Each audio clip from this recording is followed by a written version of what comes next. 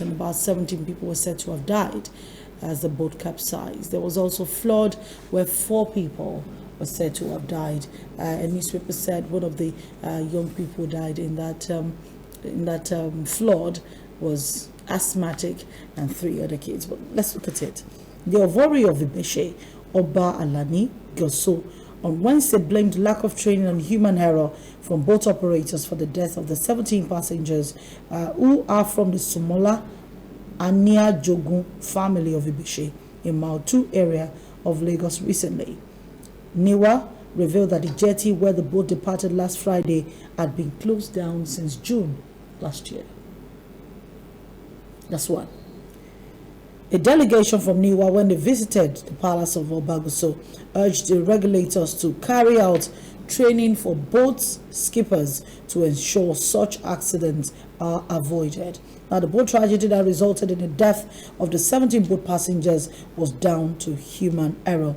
If the boat skippers are well trained, the scenario where the drivers operate outside the 6:30 a.m. to the 6:30 p.m. stipulated time would not occur. Another point, that boat mishap happened outside the stipulated time. 6:30 a.m. to 6:30 p.m. is the operational time for Niwa. If you're going to drive your boat, use it within that time. Number 2, that jetty was actually closed for 6 months. How did people go to a jetty that was closed to board a boat? I tell you that in all material particular in our country, we have not learned, or we have deliberately refused to learn. We have deliberately refused to learn because we know we can cut corners, nobody's going to catch us. And so, you find a situation whereby the regulator needs to be regulated to be able to regulate the rest. In other words, those who are supposed to be policing us needs to be policed for them to be able to give us adequate security. Those who are supposed to be giving us good health needs to be regulated appropriately for them to be able to regulate us. Now, it's not necessarily trying to be a government apologist, but your open liner, again, perhaps tells it all. Every season, we are warned. NIMET will give those who are in upland, lowland, at so and so time, we are likely to be facing what we call flooding. Unlike other places, you will give that warning and you make sure some form of fallback alternative exists. And so people hear this and say, so what else should I be? They say, he who, who is down to the ground cannot fear falling. And so it goes on deaf ears. And because people who are supposed to be regulating also know that on a demand and supply basis, people are not going to hear, so they go around trying to do some kind of extortion. That is a fact. Now, Lagos State government, to the best of my understanding, has made rules and regulations concerning going on boats. Yes. Just mentioned it that it has to be within specific time limit. There are certain safety aspects that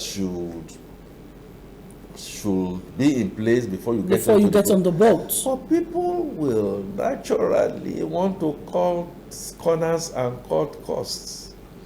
It's the same reason why people who put those trailers on the road that you hear kill people yesterday, overturned at Oju Elegba elsewhere, will still continue to happen because those who are supposed to be regulating are sometimes putting their faces to the other side. And don't forget one thing. That alternative became imperative on account of you not being able to travel by road. Yes. The buses are not there. The young girls, the young boys, people who have left home from about 4 a.m. trying to rush back might be stranded on the road. And if they are stranded on the road, you know, the bad boys and the bad girls come out, and then if they don't kidnap them, look, everything is so convoluted. My genuine commiseration, but beyond my 17 genuine members of one family. commiseration I mean, 17. is the fact that, and this is the aspect that I know Tosin will want to shut me off, or at least not to ask that, don't I have faith? It's going to happen again, unfortunately. Just like our buildings keep on coming down and inquiry will go into it, we forget, and then it will now again happen. My advice, therefore, is to tell myself and whoever cares to listen that you don't need a rocket certificate in education for you to have what you call common sense. Like we say, security is everybody's business. Water supply and water has now become everybody's business.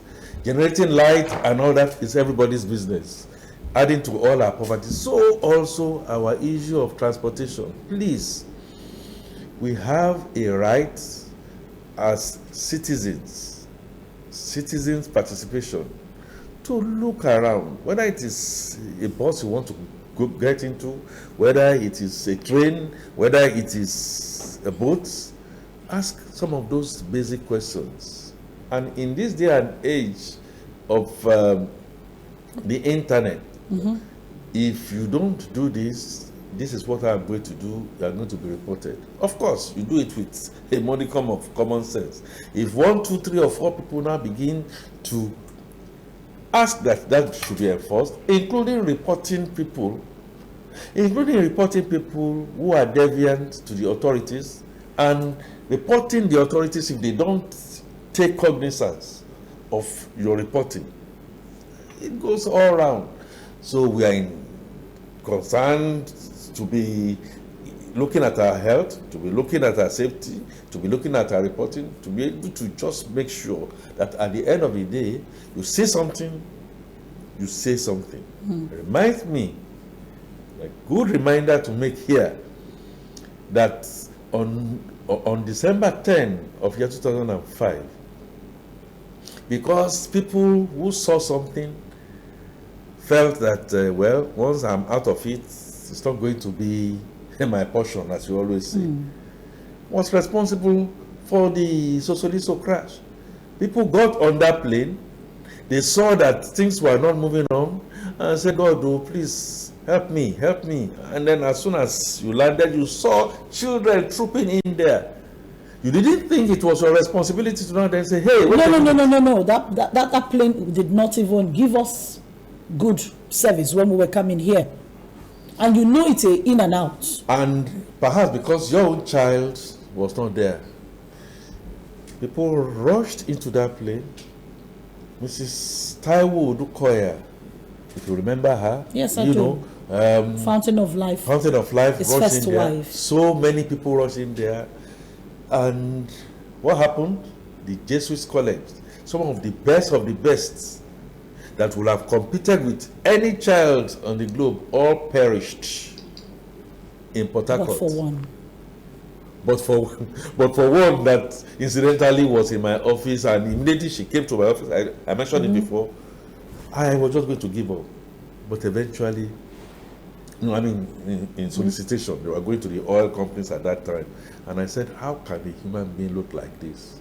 Yeah. But see what she eventually became. My point, therefore, is, yes, it's the responsibility of government, it's the responsibility of our obas, bales, it's the responsibility of landlords association or associations here and there, churches, mosques, shrines, to keep on preaching to people.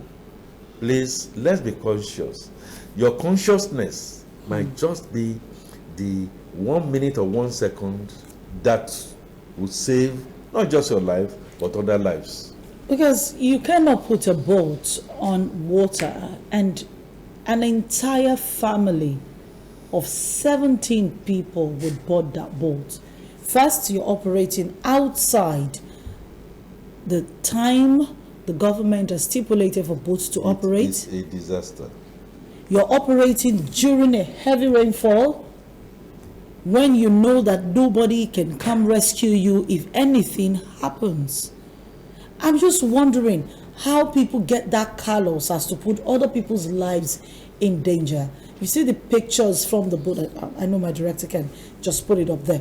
If you see pictures from the boat capsizing, you'd understand that there was absolutely no way people would have survived. Absolutely no way people would have survived. People didn't survive it yesterday, day before yesterday, last year. Question now is, would they do it again? how many that are listening, including myself, will survive it tomorrow if we don't take a listen and demand some form of responsibility in all the things we do? Don't forget fella. He said it. My people, they fear too much. I know one die. I know one quench. Papa dey for house. My boyfriend dey for corner. My girlfriend dey for upstairs. And we open our eyes and begin to see some of these things go. Listen, I concede that it is the responsibility of law, order, and regulation to do the needful. But if it is not there, we need to survive at least in the short term. Moreover, even when it is there, don't we have the responsibility to obey? Exactly. To obey. So please don't cross the expressway. We cross right under the pedestrian bridge. Don't build house under the high tension wire. We build our houses right underneath. Don't go and do your business under Congo Bridge.